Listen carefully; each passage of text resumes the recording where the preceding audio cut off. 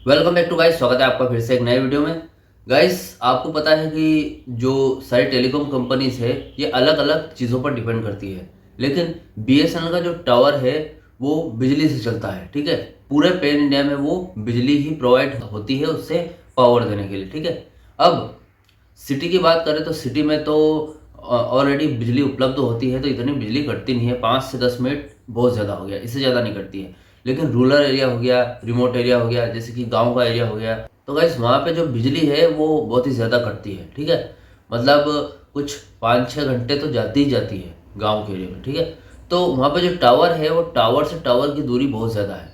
एक टावर से 5-6 गाँव कवर होते हैं। ठीक है, तो जो नेटवर्क है वो भी लगभग कम ही मिलता है। ठीक है, वहाँ पर एक प्रॉब्लम चल रही है, जो अगर बिजली चली जाए तो बहुत बड़ी प्रॉब्लम बन रही है। ठीक है, वो कोई नेटवर्क इश्यू की प्रॉब्लम नहीं है, वो है इलेक्ट्रिसिटी की प्रॉब्लम। ठीक है, अगर इलेक्ट्रिसिटी चली जाती है तो बीएसएनएल वहाँ पे जो उपस्थित जनता है, वहाँ पर जो आसपास जो लोग हैं जो बीएसएनएल पर डिपेंड है, क्योंकि वहाँ पर अदर जो टेलीकॉम कंपनियां हैं, जियो, एयरटेल, वीआई, इनका कोई टावर वगैरह उपलब्ध नहीं है, तो इसलिए वहाँ पर इनका सिर्फ जीरो टावर मिलता है। इसलिए वो बीएसएनएल पर डिपेंड है और इसके अलावा वो कोई सिम यूज़ नहीं कर सकते। ठीक है, अगर इसकी बिजली चली जाती है तो उनको बैठना पड़ता है, मतलब उनका इंटरनेट कट, कॉलिंग कट, सारी सुविधाएं कट हो जाती है। ठीक है, तो इसका क्या सॉल्यूशन है?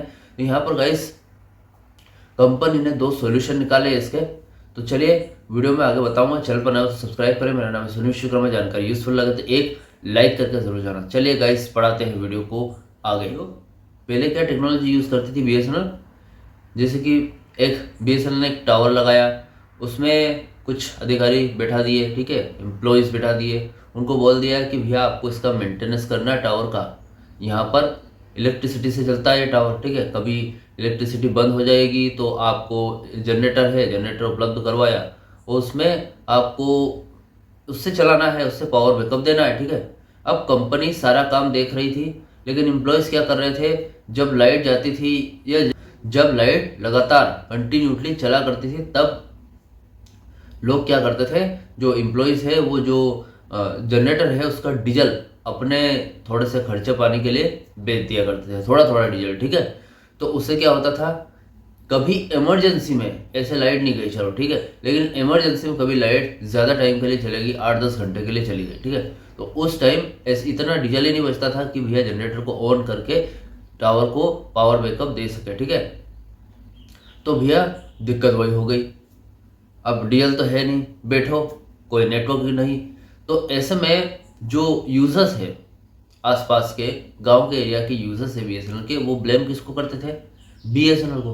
तो यहाँ पर बीएसएनएल को जो ब्लेम कर रहे हैं वो कि नेटवर्क नहीं आ रहा है, नेटवर्क प्रॉब्लम हो रही है, तो इसका जिम्मेदार कौन है? देखा जाए तो एम्प्लॉयज़ है, लेकिन हर एक एम्प्लॉयज़ बुरा नहीं होता। बात वही आ जाती है ना कि यार हम बोलते हैं कि सारे एक जैसे नहीं होते, तो किस किस को बुरा बोल सकते हैं? तो ऐसा नहीं, वो तो कंपनी जिम्मेदार, कंपनी ही इसकी जिम्मेदारी लेनी पड़ेगी। ठीक है, तो कंपनी ने, बीएसएनएल ने एक सॉल्यूशन निकाला इस बात का कि जो अब न्यू टावर लग रहे हैं 4G के, जितने भी न्यू टावर्स लग रहे हैं, गांव में लग रहे हैं, सिटी में लग रहे हैं, वहाँ पर गाइस जो जनरेटर की सुविधा है वो बंद कर दिया। ठीक है, अब उन्होंने क्या किया है, जो सोलर सिस्टम है वो लगाना स्टार्ट कर दिया है। ठीक है, जितने भी पूरे पैन इंडिया में न्यू टावर्स लगेंगे उसमें सोलर सिस्टम लगाया जाएगा, और सोलर सिस्टम के साथ इसमें यह होगा कि सोलर जो सिस्टम है वो दिन में चार्ज होगा, दिन में पावर देता रहेगा डायरेक्ट। ठीक है, और रात में बैटरी को चार्ज कर देगा, रात में बैटरी से उसको पावर आती रहेगी टावर को। ठीक है, तो ये सॉल्यूशन बहुत ही अच्छा किया बीएसएनएल ने।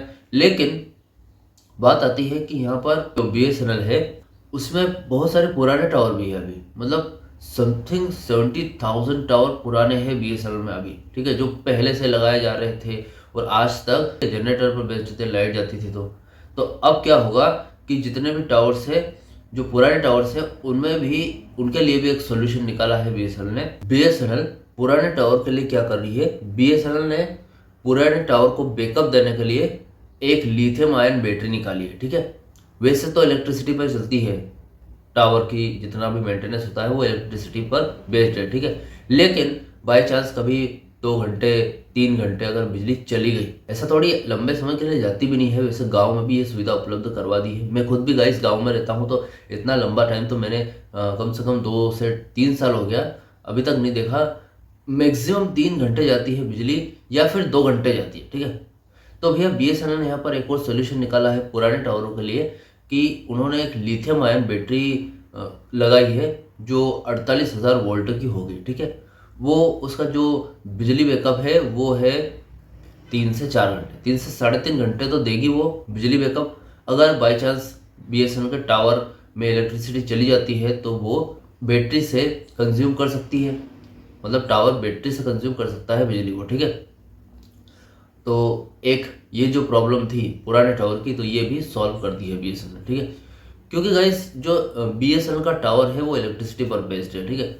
अब इलेक्ट्रिसिटी जाएगी तो नेटवर्क इशू आएगा, नेटवर्क इशू आएगा तो यूजर्स ब्लेम करेंगे BSNL को, और BSNL को ब्लेम करेंगे तो वही BSNL तो बुरा नेटवर्क है, BSNL में नेटवर्क इशू बहुत ज़्यादा आते हैं, कॉल ड्रॉप होती है या फिर इंटरनेट स्पीड चली जाती है। तो भैया सारी जो समस्या है वो BSNL के 4G न देने से नहीं है, ठीक है। समस्या इलेक्ट्रिसिटी पर भी बेस्ड है, ठीक है। अब आप बोलोगे कि भैया कोई भी समस्या हो जिम्मेदार तो BSNL ही है ना, तो ऑब्वियसली BSNL ही है जिम्मेदार, क्योंकि उसके वर्कर्स उसके एम्प्लॉयज को हम नहीं देख सकते, वो BSNL ही देखेगा। फिलहाल BSNL ने ये प्रॉब्लम सॉल्व कर दी है कि आपको जो इलेक्ट्रिसिटी बेस्ड टावर है उनमें बिल्कुल भी दिक्कत नहीं आएगी। उस एरियाज में, जैसे गांव के एरियाज में, रिमोट एरियाज में, रूरल एरियाज में अगर आप रह रहे हो तो आपको टावर की कोई समस्या आने नहीं वाली, ठीक है। और रही 4G की बात, तो BSNL ने गांव में जितने सिटीज़ में 4G अवेलेबल हो रहा है, प्रोवाइड हो रहा है, उतनी ही जल्दी गांव में भी हो रहा है, ठीक है। क्योंकि आपको पता है गांव में सिर्फ BSNL का नेटवर्क मिलता है, एयरटेल जियो VI वगैरह का मिलता ही नहीं है, जीरो नेटवर्क मिलता है। बहुत जगह ऐसी है जहाँ पर प्राइवेट टेलीकॉम कंपनीज के नेटवर्क ही नहीं मिलते हैं, तो इसलिए गांव में भी 4G जल्दी आ रहा है और 5G भी BSNL जल्दी लॉन्च करने वाली है। अब 5G कब लॉन्च होगा, मैंने इसकी ऑफिशियली डेट तो पहले वीडियो में बता रखी है और आप देख सकते हैं, चेकआउट कर सकते हैं। और कोई अपडेट BSNL के बारे में आएगी तो मैं video back to back video के माध्यम से आपको बताता रहूँगा, ठीक है। और इसी तरह के और वीडियो देखने के लिए चैनल को एक बार सब्सक्राइब कर देना, और अगर वीडियो अगर अच्छी लगे तो वीडियो को लाइक कमेंट शेयर जरूर कर देना।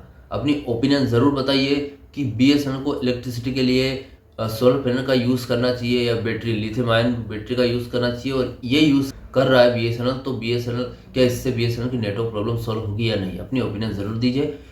वीडियो अगर अच्छा लगे तो वीडियो को लाइक कमेंट शेयर जरूर करें। मिलते हैं गाइस नेक्स्ट वीडियो में, सी यू सून।